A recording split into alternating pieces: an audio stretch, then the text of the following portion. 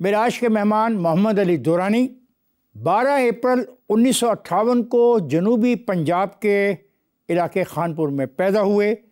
इब्तदाई तालीम रावलपिंडी से हासिल की, जबकि बाद अज़ां पेशावर इंजीनियरिंग यूनिवर्सिटी से जाकर मास्टर की डिग्री हासिल की। पेशावर यूनिवर्सिटी में इस्लामी जमीयत तलबा से मुंसलिक हो गए और फिर सूबा सरहद के नाज़िम आला भी मुंतखब हुए। पासबान तंजीम के चेयरमैन रह चुके हैं। मिलत पार्टी में भी शरीक रहे। मुशर्रफ दौर में सेनेटर रहे।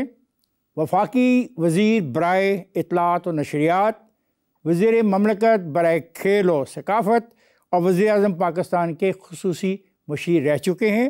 2013 में पाकिस्तान मुस्लिम लीग फ़े में शमूलियत अख्तियार की और मुख्तसर अरसे के लिए इसके सेक्रेटरी जनरल के तौर पर खिदमात सरअंजाम दी।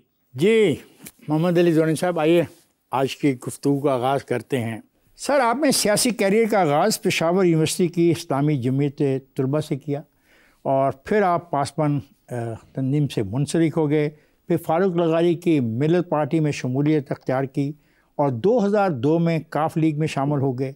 2013 में पाकिस्तान मुस्लिम लीग फंक्शन का हिस्सा बने। आपका ये सियासी सफ़र अब कहाँ जाके ख़त्म होगा? ये जस्तजू है। किस चीज़ की? हक तो बड़ा लफ्ज़ है, मतलब ज़मीर के करीब तर जाने की। ज़मीर के या ज़िंदगी के? एक ही बात है। देखिए, मेरी ज़िंदगी जो है तभी है कि अगर मैं अपने ज़मीर के साथ हूँ, वरना तो बाकी तो सब चीज़ें रह जाती हैं। आप पर कत्ल का मुकदमा बना, उस वक़्त आपका ज़मीर कहाँ था जब आप कत्ल कर रहे थे?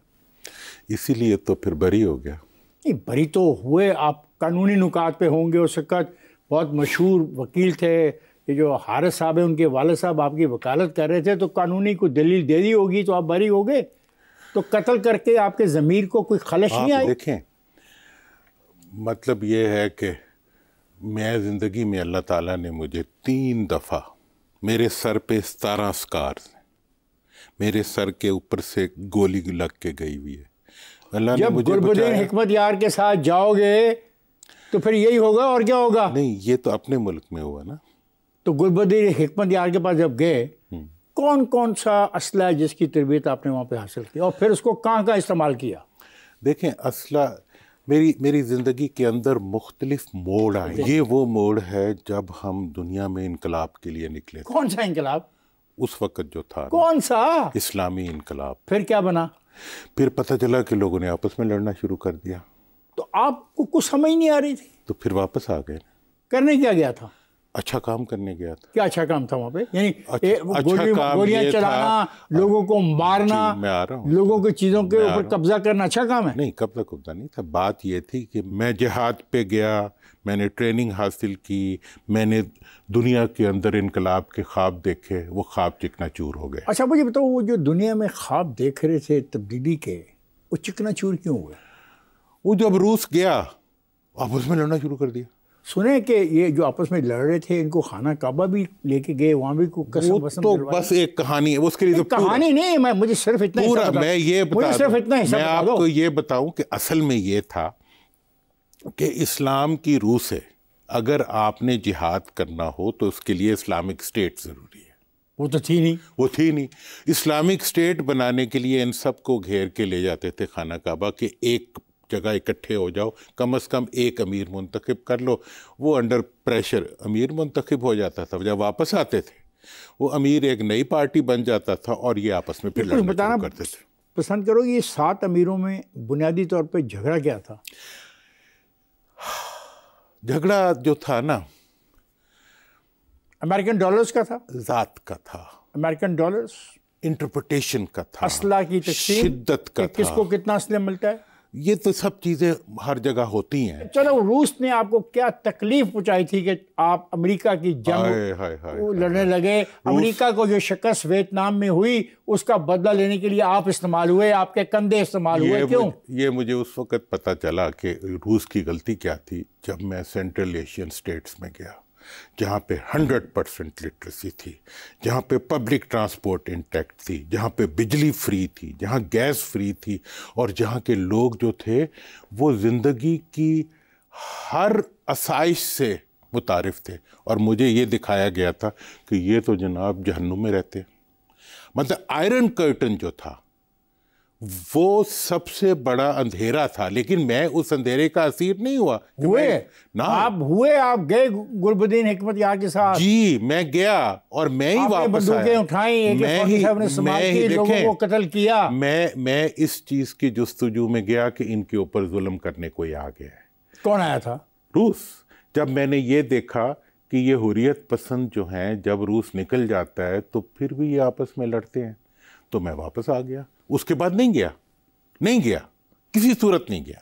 پکی بات ہے؟ پکی بات، ریکارڈ ہے. میں صلح کرانے آخری دفعہ گیا تھا، میں سروبی سے آ رہا تھا، کابل کو اتنا تباہ روس نے اور انہوں نے نہیں کیا جتنا ہمارے دوستوں نے خود کیا، ایک دوسرے کو مار مار کے.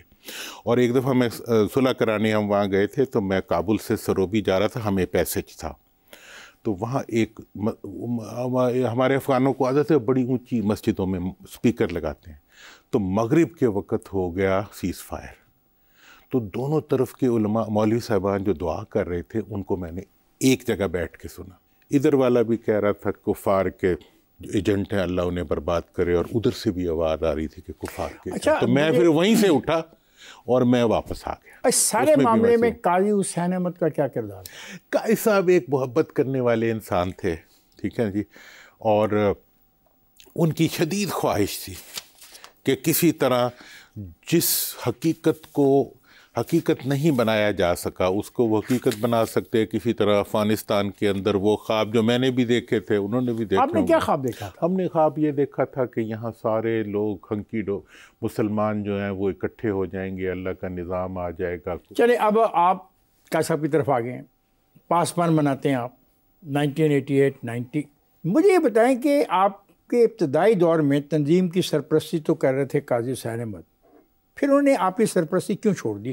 حالانکہ آپ نے ان کو تباہ کرا دیا، ظالموں قاضی آ رہے کا نعرہ دے کے ایک انتہائی ایسے شخص کو جو بہت پیس لونگ تھا، آپ نے اس کو ایک ایسا نام دے دیا جیسے کہ پتہ نہیں کوئی فلمی کریکٹر ہے. تو اس کی غلطی کی ذمہ داری لیتے ہی نہیں لیتے ہو؟ قاضی صاحب کا جو سیاسی سفر تھا وہ ہم نے شروع کرایا پاسبان سے. اس سے پہلے وہ محترم جناب امیر جماعت اسلامی قاضی حسین احمد. کیا خیال ہے کہ امیر جماعت اسلامی کا درجہ جو ہے اس ملک میں کوئی اہمیت نہیں رکھتا؟ ہم نے انہیں جو درجہ دیا وہ یہ تھا کہ ظالموں قاضی آ رہا ہے، اور وہ ایک مذاق بن گیا. کے لیے وہ ایک مذاق بن گیا. وہ مذاق نہیں بنا. اسی کے بعد قاضی کی پہچان، بلکہ مجھے پروفیسر یعنی آپ یہ کہنا چاہ رہے ہیں کہ جماعت اسلامی کے امیر کی جو شناخت تھی وہ آپ کے نعرے کی وجہ سے بنی؟ جماعت اسلامی کے امیر کی جو عوامی چہرہ تھا. تو پھر کیوں چھوڑ گیا؟ عوامی چہرہ کیوں چھوڑ گیا؟ نہیں چھوڑا. نہیں، انہوں نے آپ کی نہیں کوئی. ہم نے انہیں چھوڑا. کیوں چھوڑا؟ ہاں وہ آپ میرے سے پوچھیں. کیوں چھوڑا؟ دیکھیں جی، بنیادی طور پر جب پاسبان بنی تھی، دیکھیں پاسبان ایک بڑا فینومینا ہے. پاسبان میرے پاس یہ فینومینا پڑا ہوا ہے. پاسبان کیا بنی؟ پاسبان بنائی کراچی کے کچھ لڑکے تھے، اس میں انجینئرنگ یونیورسٹی کے لڑکے تھے، الطاف شکور تھا، ڈاکٹر مسعود محمود خان تھا، ڈاکٹر بشیر لکھانی تھا. یہ لوگ تھے جنہوں نے پاسبان بنائی. یہ سب نام صحیح ہیں، یہ ابھی تک پاسبان میں ہے. یار بات کو سن لینا. میں بنانے کا بتا دوں کہ اس کا جو آئیڈیا تھا. ایک سیکنڈ ہولڈ کیجیے گا. آئیڈیا یہ ہے، یہ نہیں آئیڈیا نا. آئیڈیا کیا ہے؟ میں بتا دیتا ہوں. آئیڈیا خفیہ تھا. آئیڈیا نہیں، خفیہ نہیں تھا. آئیڈیا یہ تھا جس کی آؤٹ لائن میرے سے کویسچنئر کی شکل میں خرم مراد صاحب نے اس کو لکھا. پروفیسر خورشید صاحب، قاضی حسین احمد صاحب، اللہ مغفرت کرے چودھری رحمت اللہ صاحب. یہ جو چیز ہے یہ آپ پڑھنا پسند کریں گے، اگر آپ برا نہ منائیں تو کیا آپ اس پر ایک نظر ڈالنا پسند کریں گے؟ کیا یہ پاسبان پاکستان نہیں ہے؟ کیا میں کچھ غلط پڑھ رہا ہوں؟ میں کچھ غلط کہہ رہا ہوں آپ سے؟ یہ انہوں نے، مجھے نہیں پتا یہ کیا ہے. یہ اچھا آپ کو پڑھ لیں، آپ کے سامنے سر وقت لیں، ٹیک یور ٹائم، ہری میں نہ کریں، کوئی جلدی نہیں ہے مجھے. اس میں کوئی غلط بات ہے تو مجھے بتا دیجیے کہ سر افتخار صاحب یہ غلط لفظ لکھا ہوا ہے. آپ نے ایک اچھے بڑے امیر جماعت اسلامی کو ایک ایسا کریکٹر بنا دیا، بعد میں وہ آپ سے پیچھے ہٹ گئے. دیکھیں یہ جو بھی دیکھیں، اگر کوئی کہتا ہے نا میں نے کیا، مجھے کوئی اعتراض نہیں، میں نے تو چھوڑ دیا. دیکھیں یہ نوجوانوں کی تنظیم تھی، یہ حقائق میں آپ کو بتا. یہ حقائق نہیں ہے. نہیں، یہ حقائق. حقائق کیا ہیں پھر؟ حقائق یہ ہیں کہ 1988 میں اس کانسیپٹ پہ ہم نے کام کیا. کس کانسیپٹ پہ؟ پاسبان کے کانسیپٹ پہ. جو یہ کانسیپٹ نہیں تھا جو اس پہ لکھا ہوا ہے. کانسیپٹ یہ تھا کہ جب کسی انسان پہ، کسی کمزور پہ ظلم ہو تو اس ظلم کے خلاف اس کے ساتھ نہیں، اس کے پیچھے کھڑے ہوں گے. لیکن اس میں بنیادی تصور یہ تھا قانون ہاتھ میں نہیں لیں گے اور کار سرکار میں مداخلت نہیں. تو پھر کیا ہوا؟ قاضی حسین احمد نے آپ کی سرپرستی کیوں چھوڑی؟ دیکھیں، قاضی صاحب کو جب جماعت اسلامی نے جب پاسبان بنی تھی اس وقت یہ کانسیپٹ تھا کہ پاسبان جماعت اسلامی کے انڈر نہیں ہوگی، ایک آزاد تنظیم ہوگی.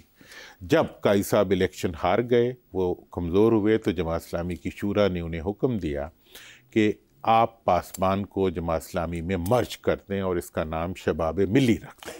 وہ قاضی صاحب نے اس کو اطاعت کی، اپنی جماعت کی. ہم نے نعرے نے جماعت اسلامی کو نقصان نہیں پہنچایا.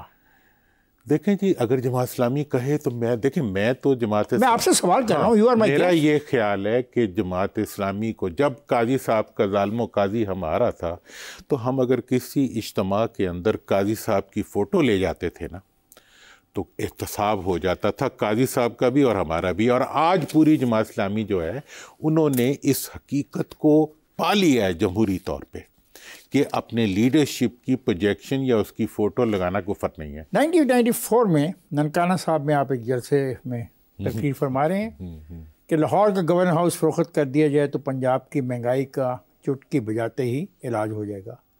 آپ کے علم میں ہے کہ لاہور کا گورنر ہاؤس کا رقبہ کتنا ہے اور اس رقبے کی اس سڑک پہ کیا مالیت ہے؟